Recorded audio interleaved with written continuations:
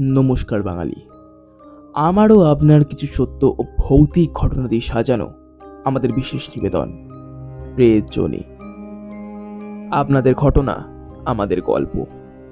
আজ ঘটনার প্রথমেই বলতে বাধ্য হচ্ছি, আজকের ঘটনাটা প্রচণ্ড পরিমাণে 18+ মানে অ্যাডাল্ট একটি ঘটনা হতে চলেছে।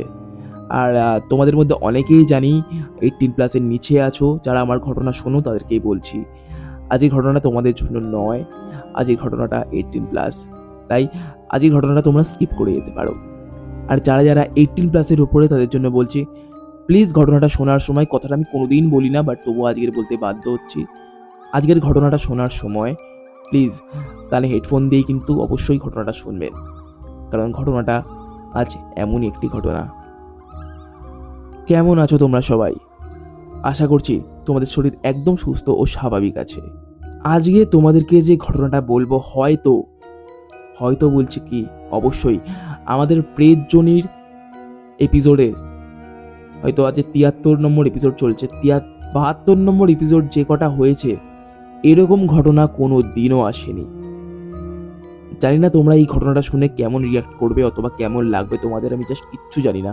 ঘটনাটা যখন ফার্স্ট টাইম আমি শুনেছিলাম আমার মাইন্ড জাস্ট ব্লো করে গেছিলো, আমি পুরো আমার ফিউজ উড়ে গেছিলো, এক কথায় জাস্ট আমার ফিউজ উড়ে গেছিলো গল্পটা শুনে।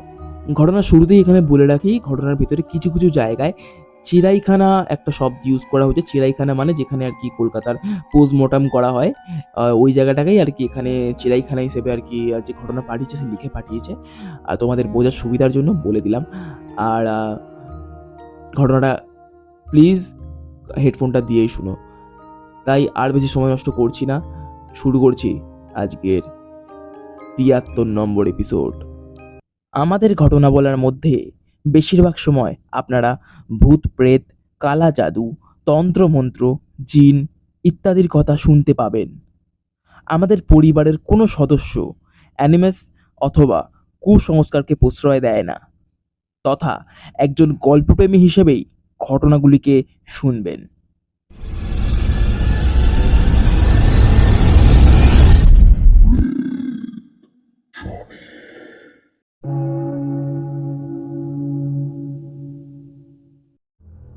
নমস্কার রাজদা, আমার নাম বিবেক প্রামাণিক। গত 3-4 মাস ধরে তোমাদের চ্যানেল আমি ফলো করছি। এক কথায় এখন বৃহস্পতিবার ও শনিবার করে প্রায় আমার অভ্যাস হয়ে গেছে। রাত 11টায় তোমার এপিসোডগুলো এলে হয়তো ফার্স্ট ভিউয়ার আমিই হই। অনেকদিন ধরে ভাবছিলাম যে তোমাদেরকে আমার শোনা একটি গল্প পাঠাবো, তবে সাহস হয়ে উঠছিল না। সাহসের কথা বলছি তার কারণ ঘটনাটা এমনই একটি ঘটনা যেটা লেখার জন্য একটু হলেও সাহসের প্রয়োজন। এবার ঘটনা শুরু করছি। ঘটনাটা শুনেছিলাম আমার দাদার কাছে থেকে। আমার দাদা কলকাতারই একটা নামকরা সরকারি হসপিটালের ওয়ার্ড বয়। সেখানেই তার এক বন্ধুর কাছ থেকে এই ঘটনা তার শোনা। যে ঘটনাটা বলেছিল সে একসময় কাঁটাপুকুরের মৃতদেহ চেরাই ডাক্তারের হেল্পার ছিল। সে ঠিক আমার দাদাকে যেইভাবে ঘটনাটা বলেছিল সেইভাবেই আমিও বলার চেষ্টা করলাম। ঘটনাটা 2015-এর প্রথম দিকের। আমারই একটা বন্ধুর সুপারিশে আমি কাজ পাই মৃতদেহ চিড়াইখানার ডাক্তারের হেল্পার হিসেবে। প্রথম জীবনে হসপিটালের কাজের ক্ষেত্রে এমন অনেক মৃতদেহ আমাকে ঘাটাঘাটি করতে হয়েছিল, সেই কারণেই এই কাজে আমার খুব একটা আপত্তি ছিল না। আর আগের কাজের তুলনায় মাইনেও ছিল দ্বিগুণ। সে যাই হোক, প্রথম কাজে গিয়ে আমার সঙ্গে আলাপ হয় অমিতের। ও আর আমি দুজনেই ছিলাম মৃতদেহ চিড়াইখানা ডাক্তারের দুজন হেল্পার। তবে হ্যাঁ, প্রথম আমার কাজটা মানিয়ে নিতে লেগে গেল প্রায় 2 মাস। অমিত অবশ্য আমার থেকে প্রায় 1 বছর আগে থেকে কাজ করতো, তাই বেশিরভাগটা ওই শিখিয়ে দেয় আমায়। তবে হ্যাঁ, আমি যে কি কাজ করতাম বা কোথায় কাজ করতাম এর কিছুই আমার বাড়ির লোক জানতো না। খালি জানতো কোনো এক হসপিটালে আমি কাজ করি।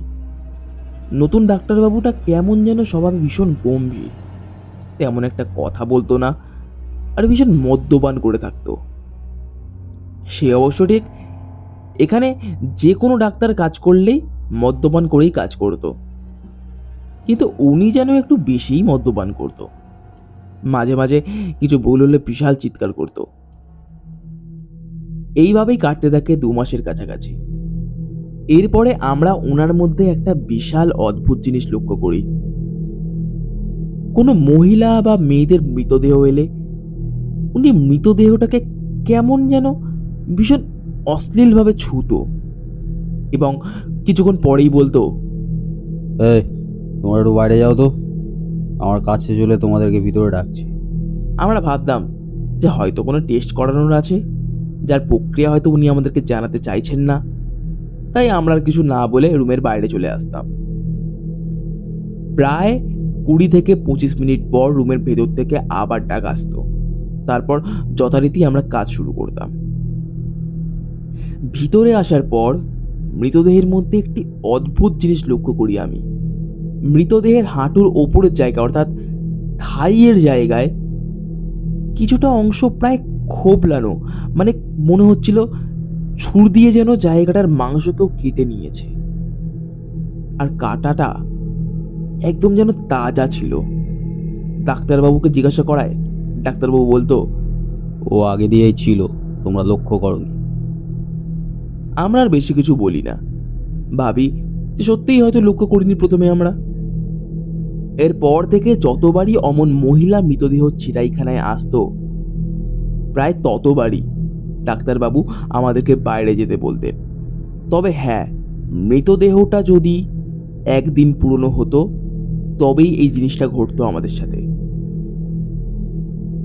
প্রথম প্রথম জিনিসটাকে আমরা সম্পূর্ণ স্বাভাবিকভাবে নিই, তবে দিনের পর দিন এমনটা যেন বাড়তে শুরু করলো।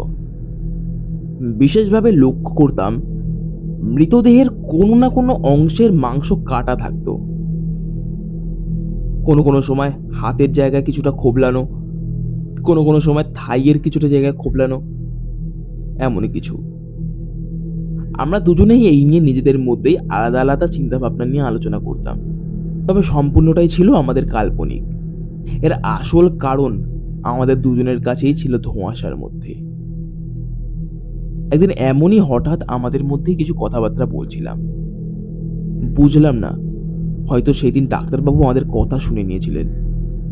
হঠাৎই আমার নাম ধরে ডেকে আমাকে বলেন, একটা প্রশ্ন করব? আমি একটু চমকে উঠে বলি, হ্যাঁ বলুন। আজ বাড়ি দিয়ে দুপুরের খাবারটা এনেছো তো? আমি আর অমিত দুজনেই দুজনের মুখের দিকে তাকিয়ে প্রায় অবাক হয়ে উত্তর দিই, হ্যাঁ আমরা তো প্রতিদিনের মতনই খাবার এনেছি বাড়ি থেকে। কেন বলুন তো? ডাক্তারবাবু কেমন যেন একটু অন্যরকম হাসি নিয়ে বলে ওঠেন, জানো, আজ আমার খুব প্রিয় একটা দিন। বাড়ি থেকে মাংস রান্না করে এনেছি, যখন খাবে যে যার ভাগেরটা নিয়ে নেবে। ডাক্তারবাবুর এমন হঠাৎ করে আমাদের প্রতি ভালোবাসার কারণটা আমরা দুজনেই কেউ বুঝতে পারছিলাম না। কারণ একেই ওনার সঙ্গে আমাদের সম্পর্ক কিন্তু আহামরি কিছু ভালো ছিল না, তবুও উনি আমাদের জন্য রান্না করে এনেছেন। ভীষণ অদ্ভুত না? আমরা একটু ভদ্রতার খাতিরেই ওনাকে বলি, না না ডাক্তারবাবু, আমরা যা খাবার এনেছি তাতেই আমাদের হয়ে যাবে, আমাদের মাংস লাগবে না। ডাক্তারবাবু প্রায় একটু ধমক দিয়ে আমাদেরকে বলে ওঠে, আহ, বলছি না, তোমরা যখন খাবে আমার থেকে তোমাদের ভাগেরটা নিয়ে নেবে, আর কোনো কথা নয়। এরপর আমরা প্রচণ্ড অবাক হলেও আর কিছু বলার মতন সাহস আমাদের কাছে থাকে না। যথারীতি খাবার সময় ডাক্তারবাবু নিজেই এসে একটা টিফিন বক্স ভর্তি মাংস আমাদেরকে দিয়ে গেলেন। টিফিন গাড়িটা খুলতেই আমাদের খাবার জায়গাটা সম্পূর্ণ যেন ওই মাংসের গন্ধে ভর্তি হয়ে গেল। তবে অদ্ভুত ব্যাপারটা হলো, মাংসটা যখন মুখে দিয়ে খেতে শুরু করলাম, খাবার পর কোনোভাবেই আমরা দুজনে বুঝতে পারছিলাম না সেটা কিসের মাংস। না এটা মুরগির মাংসের মতন খেতে, আর না পাঁঠার মাংসের মতন খেতে। ভীষণ আলাদা রকম স্বাদ লাগছিল মাংসটার। আমরা ডাক্তারবাবুকে জিজ্ঞাসাও করি যে এটা কিসের মাংস, তবে উনি বলেন, খাও খাও, নাম জেনে কি হবে।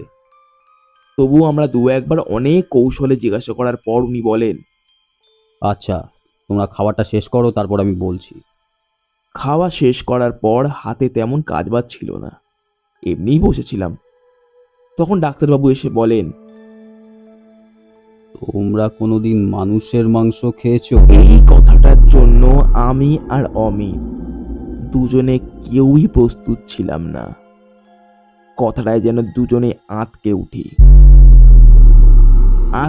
দুজন দুজনের দিকে তাকিয়ে সবে আমি কিছু বলতে যাব, তখনই ডাক্তারবাবু আবার বললেন, আজকের মাংসটা ভালো হয়েছে তো? যদি বলো তাহলে পরে আরও খাওয়াবো। দুজনের যেন গা গুলিয়ে পেটে যা ছিল সব যেন আমাদের মুখে চলে আসে, ছুটে যায় বাথরুমে এবং অজস্র বমি করতে থাকি। ওই দিনটা প্রচণ্ড কষ্টে কাটে আমাদের। তারপর আমরা দুজনেই ভাবি যে কথাটা ওপর মহলে জানাতে হবে। তবে পরক্ষণে এটাও মাথায় আসে যে আমরা তো এখনো নিজের চোখে কিছু দেখিনি। উনি হয়তো সেদিনকারে নিছকই আমাদের সাথে মজা করেছিলেন, আমরাই হয়তো জিনিসটাকে বেশি সিরিয়াস নিয়ে নিয়েছিলাম। তাই আমরা ঠিক করি যে যেমন চলছে চলুক, বেশি কিছু বলার দরকার নেই, নয়তো আমাদেরই চাকরি নিয়ে টানাটানি পড়ে যাবে। তবে ওই ডাক্তারবাবুর কাছে থেকে একটু দূরে দূরে থাকতে হবে। সেইভাবেই কাজ করা শুরু করি আমরা। উনি যা কাজ বলতো তা করতাম, যখন যখন বাইরে যেতে বলতো আমরা চলে আসতাম, আর বেশি মাথা ঘামাতাম না আমরা। তবে হয়তো আমাদের অবাক হওয়াটা তখনও বাকি ছিল। এমনই একদিন আমাদের কাছে একটি মৃতদেহ আসে।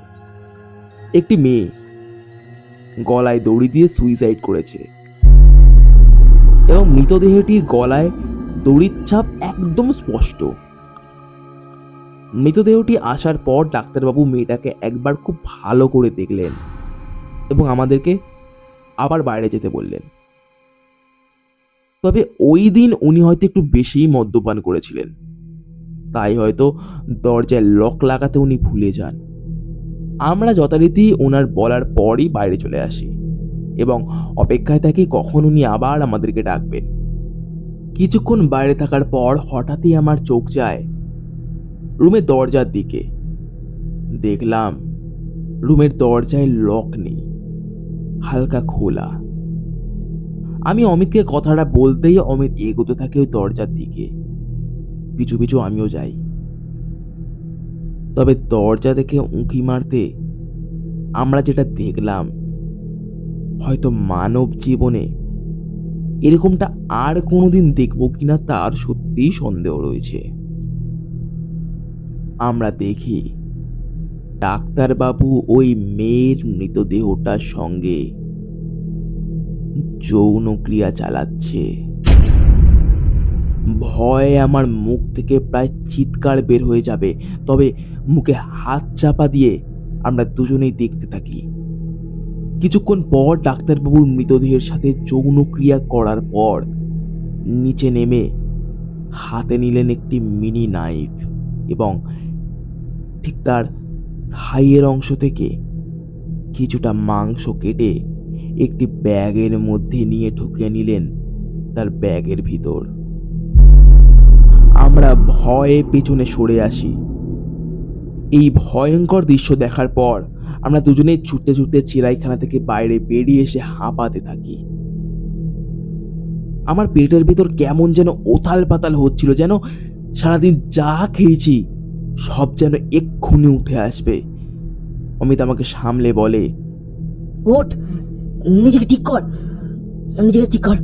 শোন, আমরা আজ যা যা দেখেছি ওটা ওনাকে জানালে চলবে না। আজ দিনটা কোনোভাবেই আমাদেরকে কাটাতে হবে, তারপর কাল দেখছি ওপর মহলে খবর দিতে হবে। এই শুনে যথারীতি নিজেকে ঠিক করে অতি ভয়ে আবার ঢুকি চিড়াইখানার ভিতর। এই ঘটনার পর অনেকে দেখলেই আমার শরীরটা কেমন যেন খারাপ করতে শুরু করে, তবুও অনেক কষ্টে কাজবাজ করতে থাকি। যথারীতি কাজ না থাকার কারণেই সেদিনকারে বাড়ি চলে আসি আমরা। তবে পরের দিন আমরা দুজনেই যে এরকম একটি অদ্ভুত ঘটনা শুনবো তা আমরা দুজনেই কেউ ভাবতে পারিনি। ডাক্তারখানার সামনে গিয়ে সবে অ্যাটেন্ডেন্স খাতায় আমাদের নাম লিখছি, তখনই ওখানকারই সিকিউরিটি গার্ড আমাদেরকে জানায় যে ডাক্তারবাবু আজ ভোরেই মারা গেছেন। আমরা দুজনেই যেন আকাশ থেকে পড়ি, একে অপরের দিকে তাকাতে থাকি। পরে অন্য একজন বড় ডাক্তারের কাছে জানতে পারি বন্ধ ঘরে উনি খুবই অদ্ভুতভাবে মারা গেছেন। ডাক্তারবাবু অদ্ভুত বলেছিল তার কারণ বাবু আমাদেরকে ঠিক যেমন বললেন কিছুটা এরকম। কলকাতায় উনি একাই থাকতেন এবং তার ঘরের ভেতর দিয়ে তালা দেওয়া ছিল। মৃত্যুর কারণ জানা গেছে গলায় কোনো দড়ি জাতীয় কিছু ফাঁস লেগে তার মৃত্যু হয়। তবে অদ্ভুত ব্যাপার, তার ঘরে যে কটা জানালা ছিল সব কটাই বন্ধ এবং তার মৃতদেহের আশেপাশে অথবা সম্পূর্ণ ঘরে কোথাও কোনো জায়গায় অমন মোটা দড়ি পাওয়া যায়নি।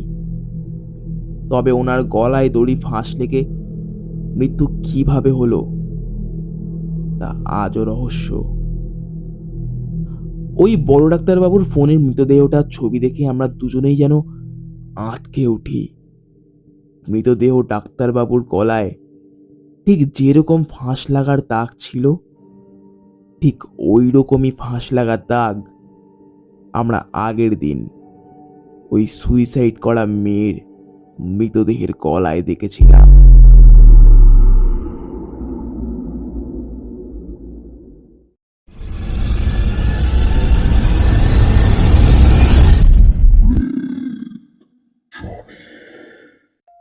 কেমন লাগলো আজকের ঘটনাটা? প্লিজ আজকেরটা কিন্তু অন্তত তোমরা প্লিজ কমেন্ট করে জানাও আজকের ঘটনাটা তোমাদের কেমন লাগলো। আমার জানাটা প্রচণ্ড পরিমাণে দরকার। আজকের ঘটনাটা তোমরা কেমন রিয়াক্ট করছো এই ঘটনাটা শুনে।